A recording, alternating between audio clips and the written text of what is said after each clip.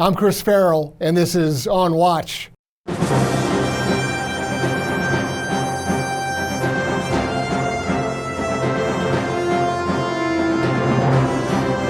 Welcome to On Watch, everybody, the Judicial Watch podcast, where we go behind the headlines to cover stories that the mainstream media would rather you not know about, where we try to recover some lost history, and where we try to explain the inexplicable. And when it comes to inexplicable, today we've got a great guest. We've got a story that he owns, that he has broken the coverage of, and he continues to add to it every single day. We're very pleased to welcome Darren Beattie, the founder of Revolver News, to On Watch.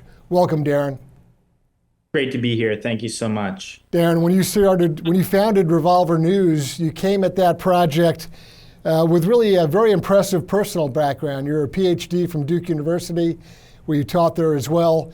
You were in the Trump White House as an advisor, analyst, and speechwriter. So you're not just some guy with a website. You're a guy with very serious credentials, an academic, a White House level advisor and assistant to the president, and now somebody operating in the news media. So I'd like to say that you're smarter than the average bear. You're not just some guy with a website. And I encourage... I'm sorry, go ahead. I say, well, thank you. But the truth is, I think we've enjoyed success in the news media, notwithstanding the credentials that you named. I think most of my colleagues at Duke, if you told them you have to, run a media site, it would be bankrupt within a week. Yeah, that is true. But in your case, Revolver News has really found a niche and is growing. I think exponentially, and we appreciate the work that you do.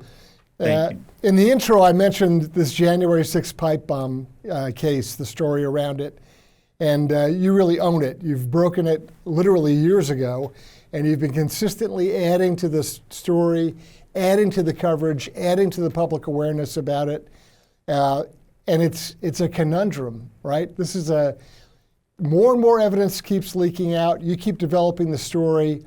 For those people who are not familiar, kind of walk us up to where we are right now with, okay, pipe bombs on January 6th, so what? And what's developed to this point? Well, that's a great question. I think it is an interesting and important exercise to relate the story to someone who's only vaguely familiar, if at all. And I think I've done it enough that I can kind of condense it to the Cliff Notes version and cover the most salient points that should shock people to the degree that they want to go and look through the entire archives of our reporting to fill in all of the dirty details, and there are many such dirty details. So what is the pipe bomb? What is the January 6th pipe bomb? Well, viewers might recall that there are two pipe bombs discovered on January 6th. There was a big deal made about it. And, frankly, there should have been a big deal because this event that's been blown up to be, one of the biggest domestic terror events in the nation's history, these pipe bomb explosive devices were the most terrorist-like thing, the closest thing that resembles what we would recognize as a terrorism-related issue on January 6th. Writ large. So it makes sense that they would have made a big deal about these. One discovered by the RNC and one discovered by the DNC. But there are a lot of weird things going on with this. And, they use the severity of this to amplify the whole narrative that they wanted of the domestic terror and this and that. They said, oh, we found explosives and therefore we have to up our security and in the lead up to Biden's inauguration. It played into the narrative that they've been trying to shove down our throats for years now. Of course, the reason that this narrative is important, just, to step a bit further back, people saying, oh, why should I care about this? Let's say, January 6th, the whole thing is a hoax, which it frankly is, but let's just say someone says, okay, it's a hoax. So what? There are a lot of other things I need to worry about. There's inflation. There's, the world's, crumbling. This is over 3 years ago. Who cares if it's a hoax? We know the government hoaxes. But There might be some truth to that, although there are people rotting away in prison on the basis of this hoax. But the bigger issue is this hoax has become the principal pretext through which the national security state has reinvented itself, repurposed itself as a political weapon of the regime. This whole narrative of Trump supporters, and even, not even Trump supporters per se, but any kind of person adjacent to the movement or the energies associated with the Trump movement could be rendered as a kind of de facto assumed terrorist by our government, and that the apparatus of the government designed to go against terrorism is now weaponized politically against, over half the country.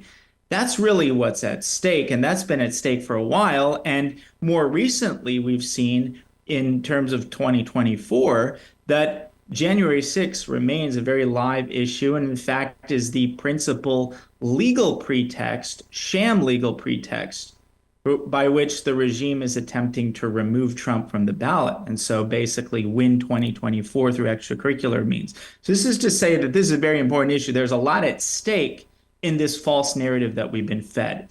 I agree. And I agree, and I yeah, also think it's important to note that this pipe bomb carries the designation of a weapon of mass destruction, right. and that's So, that's magic language to the, as you said, to the law enforcement and intelligence, the security state that Right. we're operating in, because that allows all sorts of expanded powers and efforts when that term or that phraseology is used. Yes, absolutely. The government considers pipe bombs to be weapons of mass destruction. That's their official classification. And so I've always maintained there's been two major domains of research, dimensions of research that we've conducted in relation to January 6th. One, I think, is very familiar to, I think, the general public at this point, is that is the curious case of Ray Epps, as it were. Sure. And we, kind of made him a household name, and he acknowledges us. He's not very happy about it, but he and the DOJ acknowledges Revolver News as the primary culprit in this regard. And that might be the one thing that they're actually correct about. But we reported this in a two-part series called Meet Ray Epps Part 1 and Meet Ray Epps Part 2.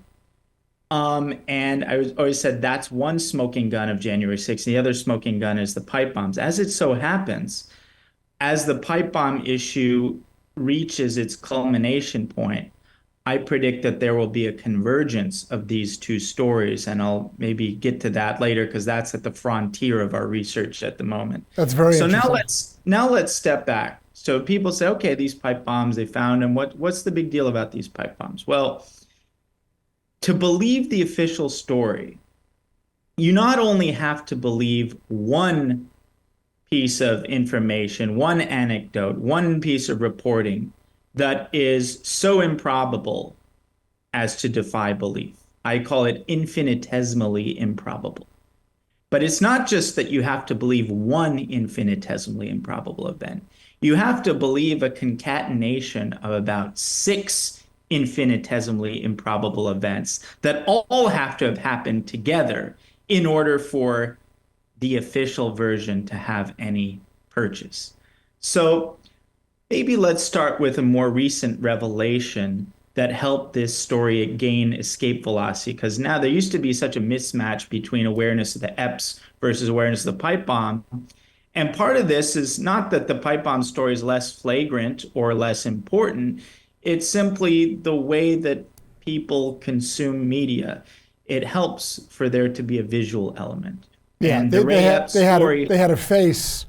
They had a yeah, face, and they had a video of a guy yelling, and so exactly. Ray No, Epps is very identifiable that way. the Ray Epps story was tailor-made to be viral Right. by his own behavior. You have a video of this suspicious guy in a Trump hat and camo gear saying we need to go into the Capitol, and then he's right there pre-positioned at that initial decisive breach point at the West Perimeter and all the other things. It was made to go viral. The pipe bomb thing, for those who had the time and interest to actually read through the reports, It's similarly striking, but it didn't have the benefit of that video until recently. Um, Congressman Massey has been excellent insofar as taking up our research and using his powers within Congress to take it to the next level. And one thing that I commend him for tremendously is he got a 7-minute video released that depicts the DNC pipe bomb being found. And one thing that's immediately striking is it shows Secret Service, it shows a person we know to be a plainclothes Capitol Police officer walk up to the Secret Service. Secret Service is, by the way, protecting Kamala Harris, who's in the building. That becomes important. I'll get to that in a minute. But the plainclothes officer approaches Secret Service, tells them there's a pipe bomb, literally within feet of them. And what happens next is striking. They have no interest in it. They're utterly unconcerned. They stay in their vehicles for over a minute before getting out, whereupon they proceed to stand about like nothing is important in the most lackadaisical fashion imaginable for an additional 2 minutes. And then the flagrant sort of made for TV money shot moment is the Secret Service agents allow a group of school children to cross the street in the direction of this pipe bomb, not warning them, nothing. They're not concerned for themselves. They're not concerned for these school children. They're not concerned for their protectee, Kamala Harris. Then the kids go by, and then a Capitol Police officer goes up to the bomb, right up to it, snaps a photo, gives a thumbs up sign. Then for the first time in the entire 7-minute video, they actually hustle and get the heck out of there. Now, I know for a fact that after that video, this is just 7 minutes, it's public. After that, what they did was they got a bomb-safe robot to defuse and dismantle the bomb. Really? You're not worried about it for yourself? You're not worried about it for your protectee, Kamala Harris? You're not worried about it for these school children, but then it requires a bomb-safe robot? And give me a break. So the image of the pipe bomb that has been made public, yeah. or what is purported to be a pipe bomb, let's put it that way, Yeah. has a kitchen like egg timer on it. Right. We're getting to that. Yeah. Yes. Okay. Because I was going to say, yes, we're getting to that. Supposedly so 17 hours. I want to start with this issue. So sure. Kamala Harris's Secret Service clearly knew that the bomb was fake by their behavior. They clearly knew that it was fake. Otherwise, unless they don't care about their own lives, Kamala Harris's life, these children's lives, it's clear they knew it was fake. The question is, how would they have known that this bomb was fake? And just to kind of intensify the suspicion here, I mentioned they were protecting Kamala Harris. Now, Kamala Harris is probably one of the most politically opportunistic animals in the animal kingdom, as it were. Why wouldn't she milk politically the fact that she came within a hair's width of losing her life to this ostensible MAGA domestic terrorist pipe bomb? Right, you'd hear it every 2 minutes. Just to give you a sense of how desperate they were to make January 6th this deadly act of terror and the lengths of exaggeration they were willing to go to. One of the first things that we covered and debunked in relation to January 6th was this false story about the death of Capitol Police Officer Brian Sicknick. Originally, they were telling us the MAGA mob bludgeoned this guy in the head, bludgeoned him to death with a fire extinguisher. We exposed that as false. They changed their story to, oh, he died as a complication of bear spray. We actually did a heat map image analysis and showed he didn't actually get sprayed the way that they said he did. So now then they settled on, okay, he died of natural causes.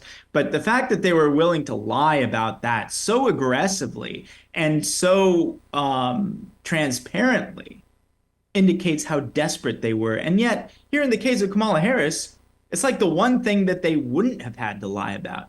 She actually was in the building. She actually was within feet of this device. The idea that she almost lost her life is totally congruent with the narrative that they've been trying to shove down our throats about domestic terror. So not only did Kamala Harris not milk that politically, she covered up the fact that she was in the DNC building. It only leaked out about a year after January 6th, and she still has not acknowledged it.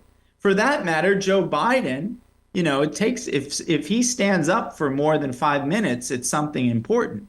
He's got, limited energy here. He gave a speech on the third anniversary of January 6th for over an hour. That's how important January 6th narrative is to them. And I mentioned earlier what's at stake here. He doesn't think to dedicate a line in that hour-long speech to mention, oh, by the way, my own vice president almost lost her life to the MAGA pipe bombs. No mention of it whatsoever. And so this is just sort of motivational to get people to think, how dark and how dirty and how embarrassing does the truth have to be for Kamala Harris not to take advantage of that politically and, in fact, to cover it up? You're exactly That right. You're exactly that in right. combination with the fact that we now have video confirming that her own Secret Service detail clearly knew that this bomb discovered was fake. That's a good sort of starting point. And now hopefully the people listening to this narrative, like, okay, there's something weird here. Yeah, that's right. There's no way. All they've been telling us nonstop, domestic terrorism, domestic terrorism. There's no way. Ordinarily, this would be the main talking point of January 6th. That Not Kamala Harris almost nonstop. got killed. Nonstop. They would never let that go. You would hear it So incessantly. So now let's get deeper into the rabbit hole because that's just the beginning. So, second stage here.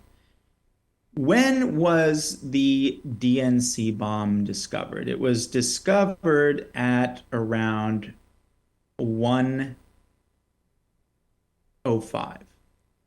Now, this was the second bomb discovered. Well, first, let's say it was discovered at 1:05. At the point at which it was discovered, it had been sitting there undiscovered for over 17 hours. Now, this is one of the first things that I thought was, incredible and to the point of being unbelievable because it was placed in a fairly conspicuous spot by a bench right outside the DNC. January 6th was a very high foot traffic day in the morning. No one walking by saw it. No motorists saw it. The regularly physically stationed security guard who's physically stationed within feet of the bomb's location didn't see it. And then the big whopper, the Secret Service of the United States, which we now have video that came out yesterday of them doing the sweep. There are two sweeps, not one, but two sweeps involving dogs who presumably had COVID that day, so they couldn't pick up the smell of the gunpowder, right? So they do two sweeps and they don't find it. So it's sitting out there for 17 hours. No motorists, no pedestrians, no one using a scooter that's stationed there, not the DNC security guard, and not the Secret Service United States that did two sweeps with two different dogs. They didn't find this thing lying out in the open. And yet it's discovered after 17 hours. And it just so happens to be discovered a mere 15 minutes after a first bomb was discovered near the RNC. Now let's get to that. Because that's a weird thing. Why would it be discovered within 15 minutes of this first one being discovered? Well, let's look at the circumstances under which that first bomb was discovered at the Capitol Hill Club, behind a trash can in a back alley by that Capitol Hill Club. It was discovered by a random pedestrian, we're told, at 12:40 p.m. This random pedestrian goes to security at the Capitol Hill Club. Actually, it's RNC security that she reaches first. They push it through the Capitol Hill police, which have jurisdiction. Capitol Hill police begin responding to this at 12:50. That Ray Epps breach at the west perimeter of the Capitol that I mentioned, that whole breach at the Peace Monument, that's a whole sort of Fed-saturated activity. We cover that in detail in our classic piece, Meet Ray Epps Part 2. That whole thing kicks off at exactly 12:53. So the Capitol Police begin responding to this first pipe bomb that was found at 12:50, a mere 3 minutes before that attack on the west perimeter occurs. That's amazing timing. You think that's amazing timing? Carlin Younger, the random pedestrian who found this pipe bomb, said when she found the bomb at 12:40, it was equipped with a mechanical kitchen hour-long timer, and it had 20 minutes left, and it was, in fact, stuck on the 20 minutes mark. So let's do the math. 12:40 plus 20 minutes equals 1 o'clock exactly, which happens to be the precise time that the certification of the vote proceeding was to begin in Congress. So let's step back and fully digest the probabilities here. We have a pipe bomb sitting behind a trash can in a back alley for over 16 hours. And it happens to be randomly discovered with almost perfect synchronicity with both the West Perimeter attack on the Capitol and the certification of the vote proceeding. And then all of a sudden, a mere 15 minutes later, the bomb that had been undiscovered for over 17 hours is found at the DNC. And so these two bombs, respectively, which were planted the evening before, we're told, have been sitting out there for 16 to 17 hours, undiscovered, and then they're stumbled on independently, coincidentally, within a 15-minute window that happens to perfectly coincide with the unfolding attack on the Capitol. The timing is so precise that the dominant theory, understandably so, by former head of Capitol Police and many others, is that these bombs were never intended to go off. Remember, they only had an hour-long timer, so if they were to go off, it wouldn't make much sense because they're planted the evening before. They would have gone off in a back alley at like 9 p.m. So what? And so instead of going off, they're both discovered in perfect synchronicity with the attack on the Capitol. And the dominant theory espoused by Steve Sund and others is that they're planted there for a diversionary purpose. That's all well and good. But how could this pipe bomber have counted on the fact that these bombs he planted the evening before would magically be discovered within that decisive 15-minute window corresponding with the unfolding attack? And Darren, of That's course, the luck. Forget about a lottery ticket. This is Nostradamus. He should have bought lottery tickets, and instead of planting the bomb, he should have done Powerball or something like that.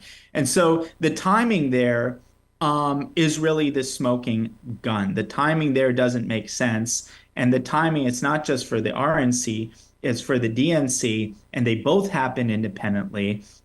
And I mean, it even gets worse from there because now we can talk about the surveillance footage, but I want to stop and kind of see if you have any reactions to what I just said. Very often the person, quote unquote, discovering a bomb like that is considered a prime person of interest or suspect by law enforcement. Yes. And so this person who just happens to look behind a garbage can in an alley behind a building on Capitol Hill, and if you know the layout of the area we're talking about, and folks can and should examine that, it is quite extraordinary.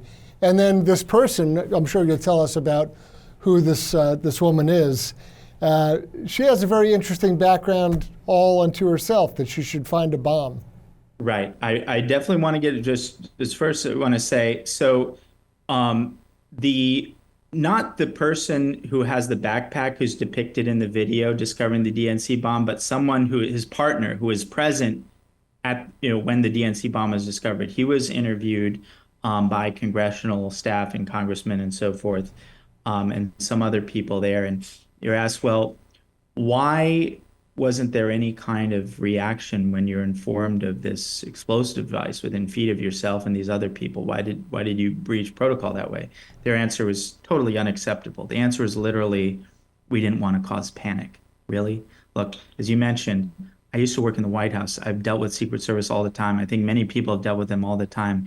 They are extremely serious about how they do things. There's no way in the world they're informed of a pipe bomb within feet of where they are and their protectee, and they allow children to walk right by it because they don't want to cause panic. Right. Give me a break. Right. Another thing is, the circumstances of the discovery of the DNC bomb are so weird and implausible, and due to the timing, 15 minutes after the first one. So you say, how did that happen? They said, well, we were originally at the site of the RNC bomb where it was discovered, and once that was discovered, we thought, gee, we better take a look at the DNC. Like, that alone doesn't make any sense. The whole parallelism between RNC and DNC bomb is a retroactive fiction.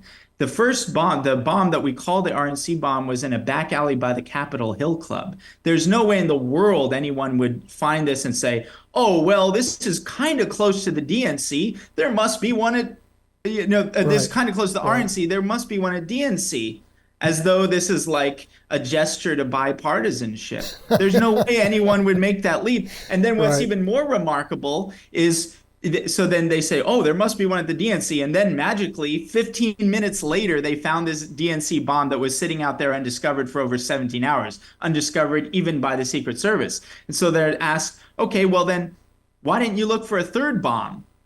They're like, oh, good question. We don't know. Well, maybe the libertarian, headquarters aren't important enough. It's just a Right. bipartisan. Right. It makes zero sense that, first of all, they would say, oh, there's one near the RNC. Let's go to the DNC. And they find it within 15 minutes. And then magically they decide that there's not going to be a third one. That just kind of deepens the whole implausibility and suspicion of it. And I guess we're kind of pressed for time, but I would encourage everyone. You mentioned so how weird it was that this DNC one was sitting there for 17 hours undiscovered, to the point that originally I had my investigative team look into the question of whether it was actually planted when they said it was the evening before. So the FBI's presented surveillance footage seeming to confirm that. Well, we proved definitively two things. One, the FBI is withholding footage that would settle the question of whether it was planted when they said it was.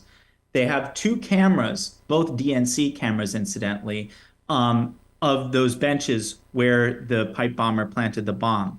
Two different cameras with two different angles. We've seen footage from both cameras. However, the footage that they show us of the pipe bomber actually planting the bomb is from the camera with a bad angle. Why would you choose to show us the footage from the bad angle when showing us the other camera, whose footage we know you have because you've shown us other things from it, would settle the question definitively as to whether it was planted when you said it was? No answer to that. Secondly, the frame rate on this footage is 1.6 frames per second. That's unheard of.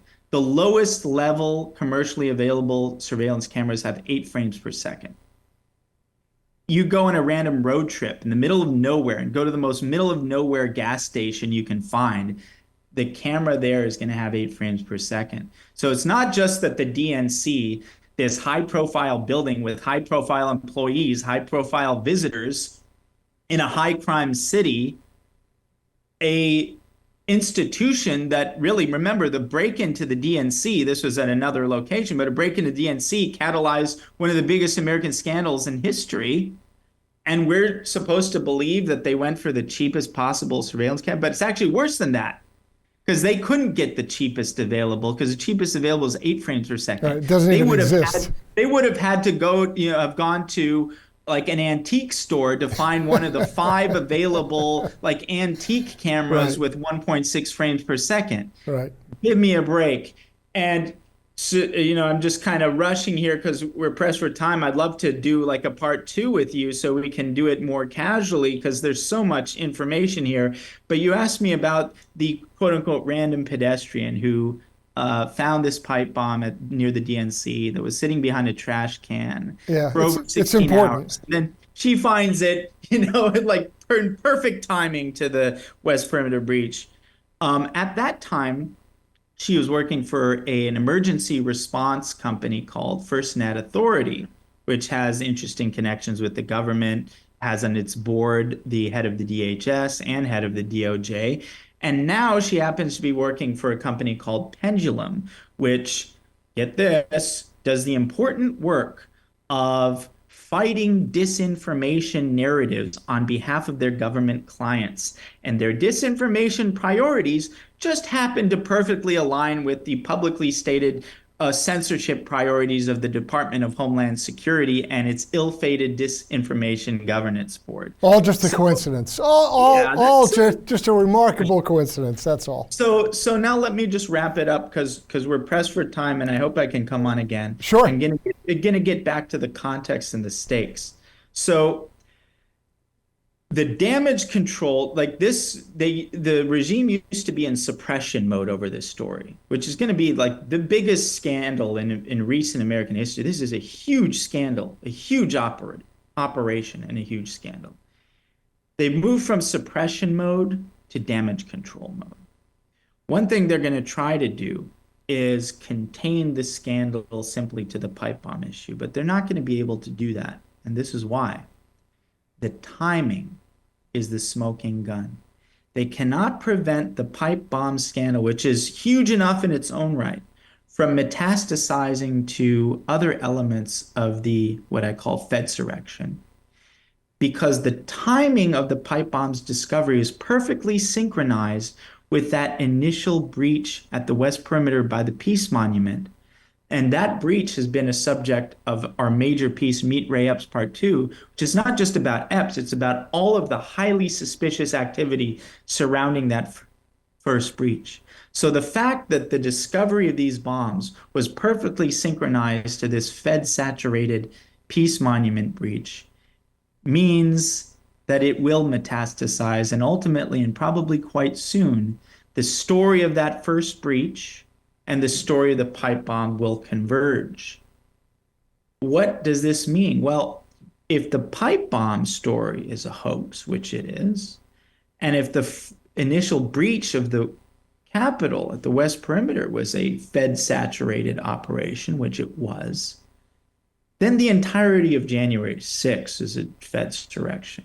The pipe bombs are a hoax. If the first decisive breach that kicked it all off was a hoax, then January 6th is absolutely not what the government has made it out to be.